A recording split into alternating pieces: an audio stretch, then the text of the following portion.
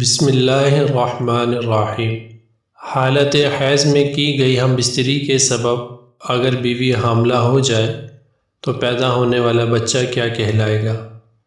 معزز ناظرین، اسلامی چینل میں آپ کو خوش آمدید کہتے ہیں۔ سب سے پہلے آپ سے گزارش ہے کہ اگر آپ ہمارے چینل پر نئے ہیں تو ہمارے چینل کو سبسکرائب کر دیں تاکہ آنے والی ہر اچھی ویڈیو کا نوٹیفیکیشن آپ کو ملتا رہے۔ ناظرین، آج ہم بات کر رہے ہیں کہ جب آدمی اپنی بیوی کے ساتھ پیریڈ یعنی حیض کے دوران ہم بستری کر لے، حالت حیض میں کی گئی ہم بستری کے سبب اگر بیوی حاملہ ہو جائے تو پیدا ہونے والا بچہ کیا کہلائے گا؟ ناظرین گرامی، بیوی سے حالت حیض میں کیے گئے جماع کی سبب بیوی حاملہ ہو جائے تو اس حمل سے ہونے والے بچے کو حرامی نہیں کہا جائے گا، بلکہ وہ حلالی اور شرعی بچہ ہوگا۔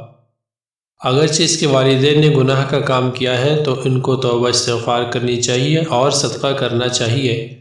صدقہ کس چیز کا دینا ہے؟ آپ صلی اللہ علیہ وآلہ وسلم نے کیا فرمایا؟ اس بارے پچھلی ویڈیو دیکھ سکتے ہیں، لنک اوپر آئی بٹن پر ہے اور ڈسکرپشن میں بھی مل جائے گا۔ جزاک اللہ۔